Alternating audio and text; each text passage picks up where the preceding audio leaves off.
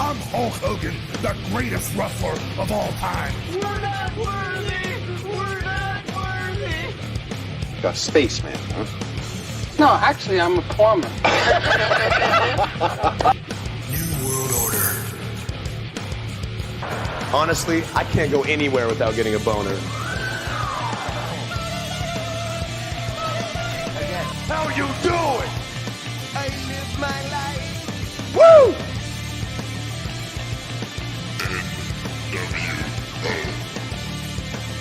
The Rock says, Sweet baby Jesus in the office.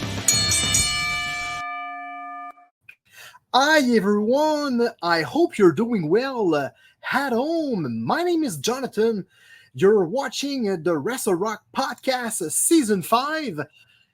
I'm hosting this episode with my partner, Benoit. How's you going today, my friend? I'm very good. Yes. We have something to announce. Yes, of course. We're going forward with last weekend we received Mr. Lou Ferrigno, and we will receive a Q&A exclusive with him. So stay tuned, everyone.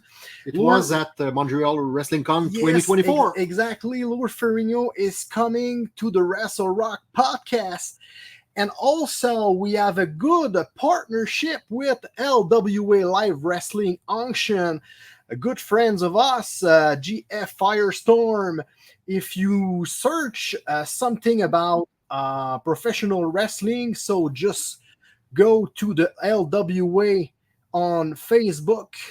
And also, Mr. Jeff Leduc organized a very big virtual signing with Paul Leduc, the brother of The father. the brother of Joe Leduc. Oh yeah, the brother of Joe. And yes, The father of Thor. the legendary wrestler, the defunct Joe Leduc, and also he will be with his son Carl Leduc. So stay tuned. The event will be Sunday, August 4th. But today we have a special guest, my friend. So The former NWA talent. yes, I'm talking about Mr. Nikita Koloff. How's you going today, my friend? Hey, what's up, guys? Hey, I like this shirt, the Ricky the Dragon Steamboat. Yes. I like that. I Yes. like that. The That's Heart great. Foundation. Yes, we Oh, that's the Heart Foundation. Come on now. Come on. That- I love it. that's very funny because 5 minutes before the interview, someone knocking in the door and I received my shirt. So that's awesome. That's a brand new unboxing shirts, and that's Good timing. Well, good Yes, timing. Well, great to be on Wrestle Rock Podcast. I appreciate you, Jonathan, and thank you, Benoit, for having me on with you.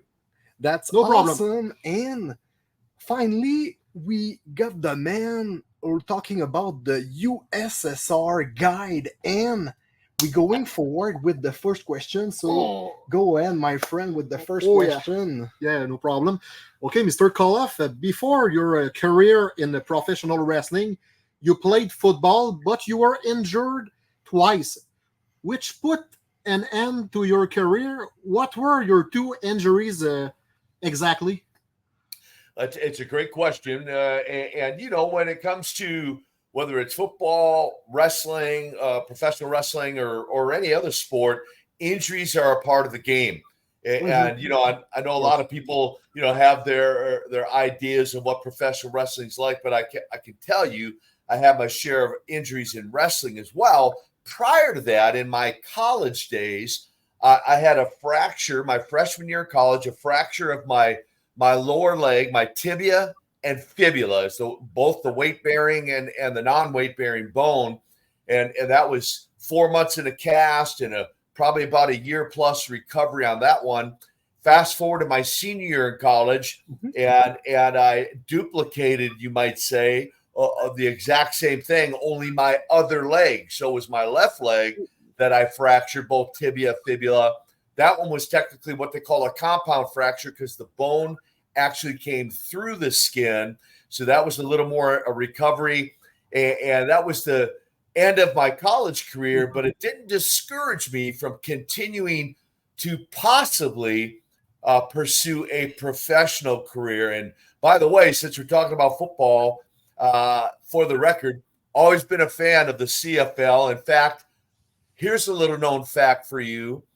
Dave Scrine, who was head coach the 1963 Grey Cup winner, was one of my coaches in college. And that's where I became a fan of Canadian football. In fact, he wrote a book called Countdown to the Grey Cup. And so just a little side note that some people would not know, being you guys are up in Canada.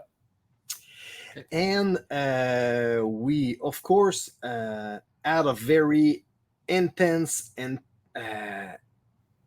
wrestling career. So, but we need to rewind all of this. And your first time when you stepped into the ring, how many months of training did it take you to be able to wrestle in front of a wrestling crowd?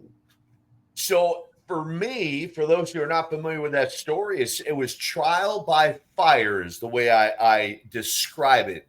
And what I mean by that is I graduate college. So just to fill your viewers in on a little more backstory, I graduate college. I spent 1.5 years rehabilitating the fractured leg and training for a pro football tryout. And I get a phone call from someone known as Road Warrior Animal, LOD, Legion of Doom.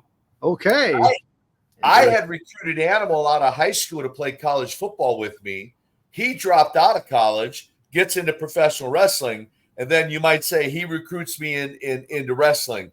And so the day I showed up at Jim Crockett's office in Charlotte, North Carolina, guys, I had never been in a professional wrestling ring. And I had no amateur wrestling background. I had no professional training. And we were introduced. I was introduced that day on interviews and then told to be in Raleigh, North Carolina the next night for my debut in the ring on television in front of a sold-out crowd, having never been in a ring. That's the trial by fire. That's a very big challenge, if you know what I mean, because that was a fantastic good old days, because today it's very different, you know, and yes, in the past, he push a guy directly on a ring and let's go, you do your best, my friend.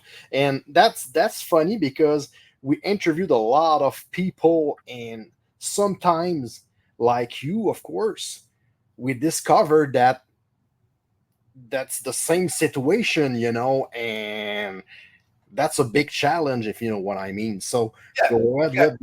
Yeah, it really was. Let me just interject to say, I mean, it was a make or break situation, right? I mean, I was either gonna succeed or fail, and if I failed, my career was over before it started. Fortunately, they kept the match very short, and since he's got the Hart Foundation on, my very first match was a guy named, in those days, as Bret Hart, but not the Hitman. He went on to WWF as Barry Horowitz, and that was my very first opponent. And fortunately, I didn't fall on my face. And over the next 3 months, Ivan Koloff, another great Canadian, Don Kernodle, would take me to the towns 2-3 hours early, and we would train in the ring. And then I'd have a match that night. They were the world tag champions. They'd have a match. And then every night on the drive home, we would talk about the psychology of wrestling. And that's how I learned, guys. That's how I learned. Wow. Okay. You began your wrestling career as a man from USSR during the Cold War between USA and Soviet Union. Who was behind the gimmick of a Russian guy? So the whole idea behind the character was Don Kernodle and Sergeant Slaughter technically came up with the idea of a nephew, if you will, for the Russian Bear, Ivan Koloff.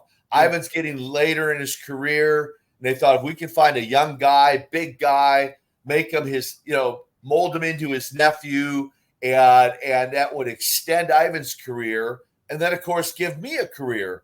And so Don Kernodle actually approached Road Warrior Animal and asked him this: do you know any big guys who wouldn't mind shaving their head and becoming a Russian?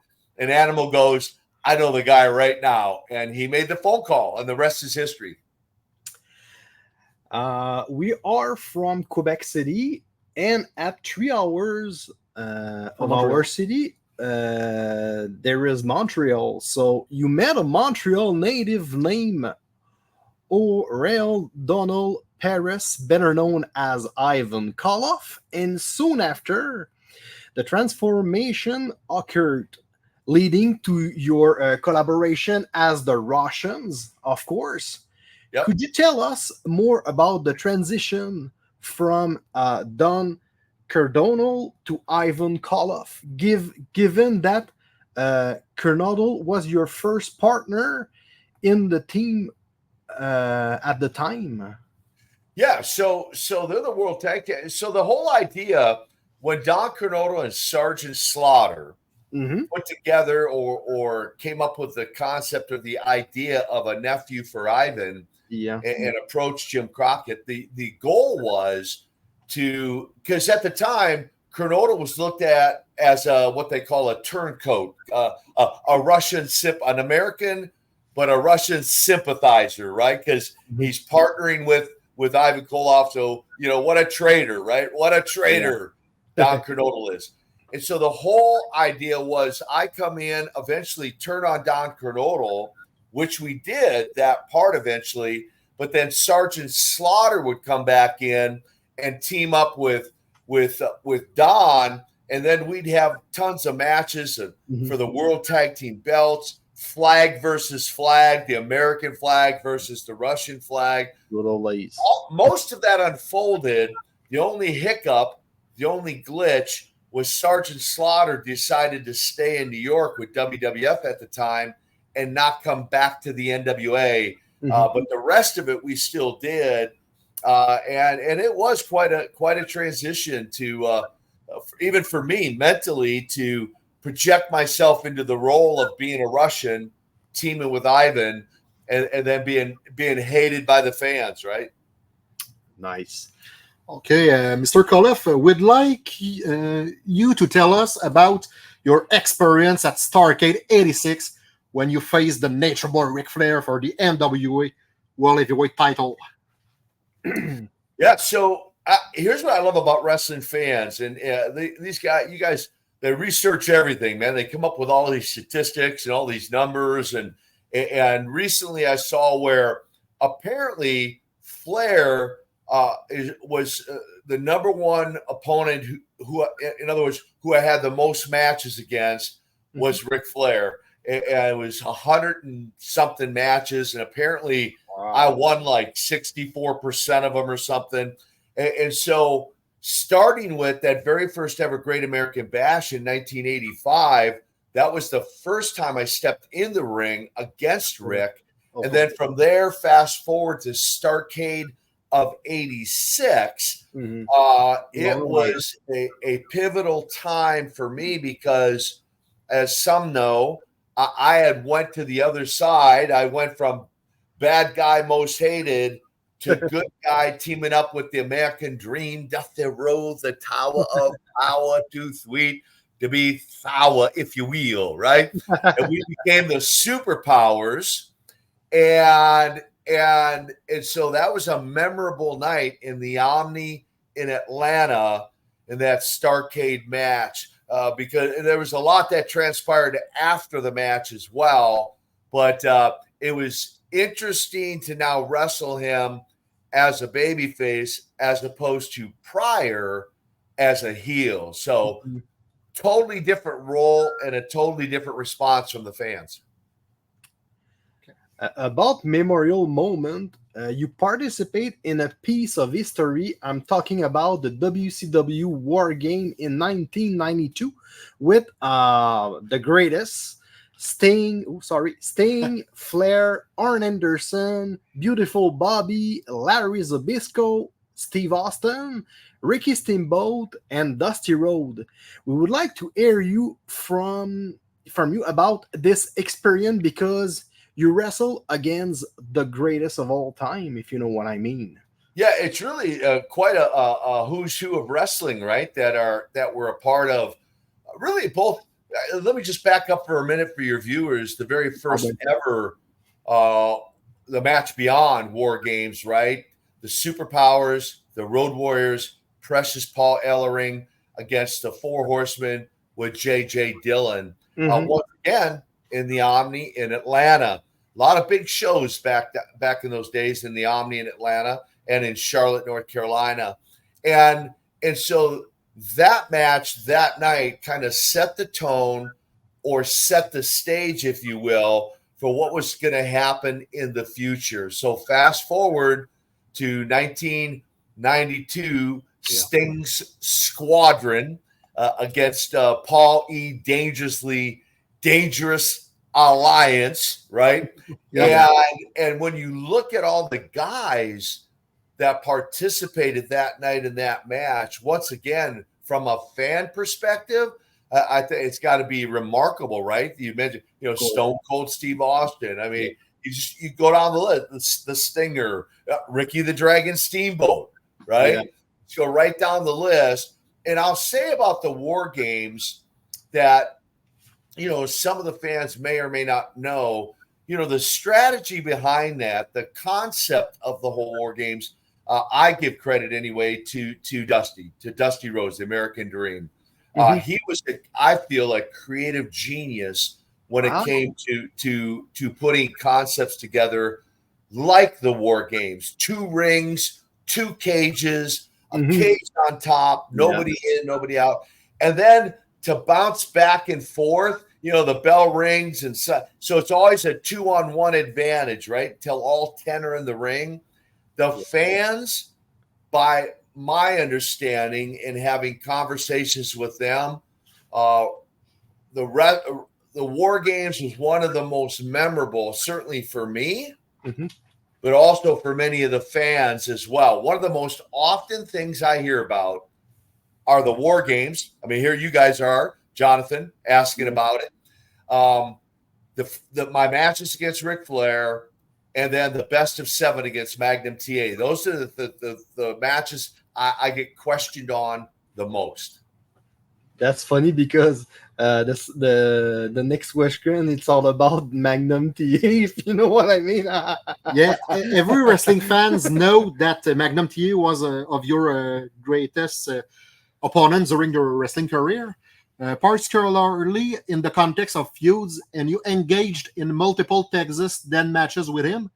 Could you provide details on the total number of matches you had against Magnum T.A.? Yeah, so here again, really a concept of a credit Dusty Rhodes, who came up with the idea.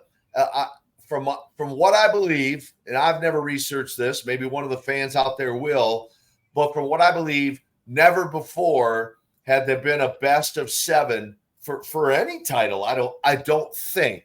Don't quote me on that, but the idea that a Russian, Nikita Koloff, was going to attempt to gain the United States Heavyweight Championship by Magnum's interviews and all accounts was a slap in the face to the Americans, right? No, there's no way we're going to let that dirty Russian, put the U.S. belt around his waist. And so the setup for that, going back to the signing, for those who have never seen the clip, with his mom there at the signing and Uncle Ivan at the signing, and he comes over the table and we get into the skirmish. Here's something some of your viewers may not know. Terry at the time, Magnum, never smartened his mom up to the fact that pro wrestling wasn't real. So in her mind, it was real. So when he came over that table to attack me, and we in turn, Ivan and I attack him, if you go, your viewers go pull that clip up and watch her reaction, her response, That was like real. Like she thought we were really like gonna, injure her son. That was real. For real. That was real. So that just set the tone for the whole idea or him being stripped of the belt and creating the best of 7. And then the strategy for me to go up 1-0, 2-0, 3-0, making it look like I am, in fact, that superior Russian athlete. And then for him to come back 3-1, 3-2, 3-3, leading into the 7th and final match, in many people's accounts, was epic. Wow. Okay, Awesome. Mr. Koloff, in 1997, you were involved in Pro Wrestling Illustrated Feud of the Year. I mean, the 4 Horsemen versus Superpowers and the Road Warriors. Can you share us an interesting story about that feud? Yeah, probably one of the most memorable that immediately comes to mind was Landover, Maryland. Okay. Landover, Maryland. It was right around, in fact, we just celebrated here in America the Day of Independence, July 4th, right? Day of Independence. We just recently celebrated that. Yeah. Well, we were granted an opportunity to get the Cap Center in Landover, Maryland. Back in those days, Vince McMahon had a real lock on a lot of those buildings up north. And so it was really, really hard to get in those. Like Philadelphia, for example, he had a lock on the Spectrum building. So we had to go to the Philadelphia Civic Center. And then a lot of times we'd be in the same town, same night, 10,000 people over there, 10,000 people, at the Civic Center going head to head. And so for us to get the Landover, he had to actually give permission for that to happen.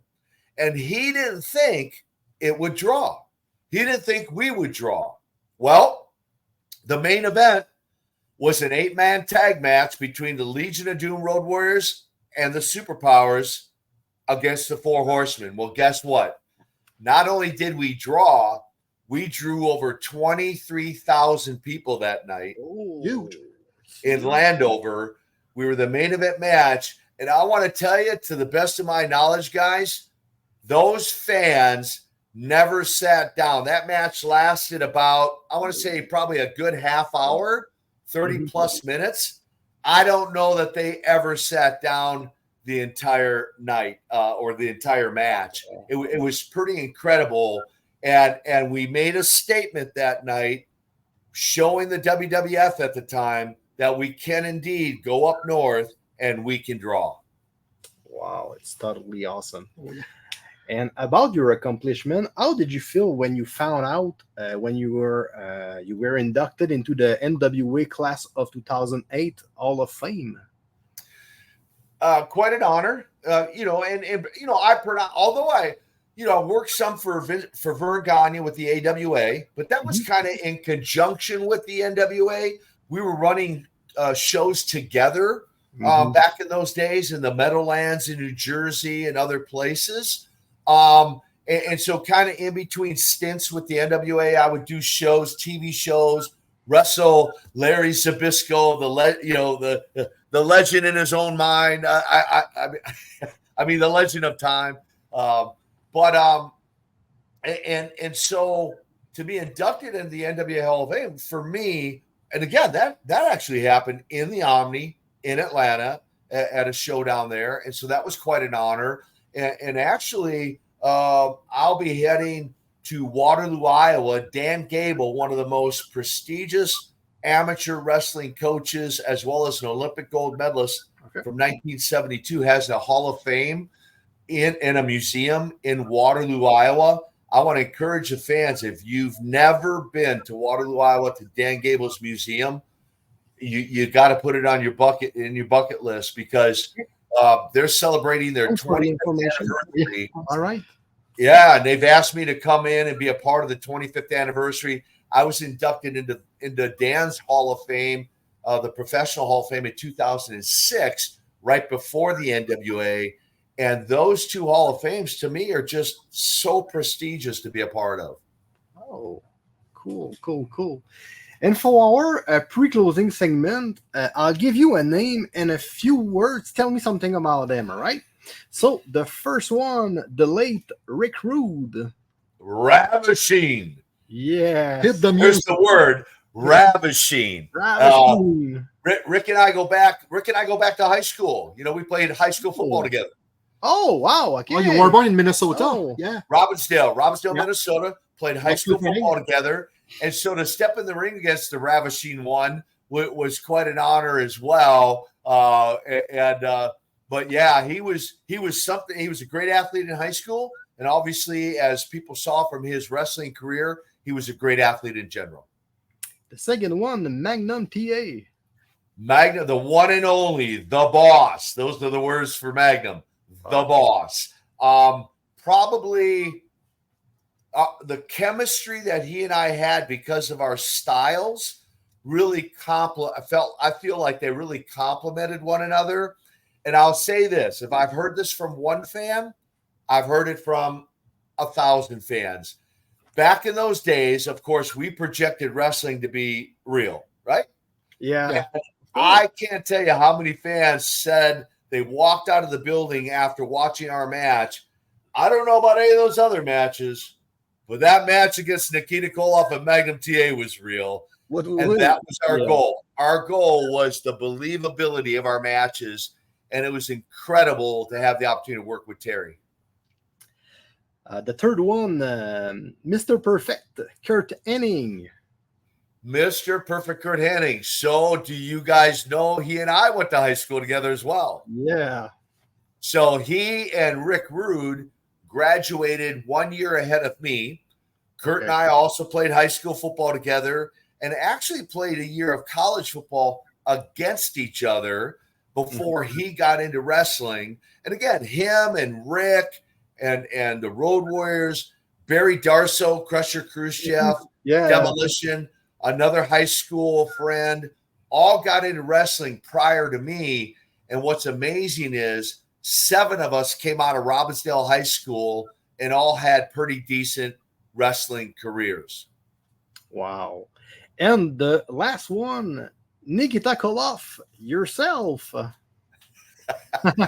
Well, guys, I'm doing things in my life. I've done things and I'm doing things that never in a million years did I ever think. I mean, I didn't dream of being a pro wrestler.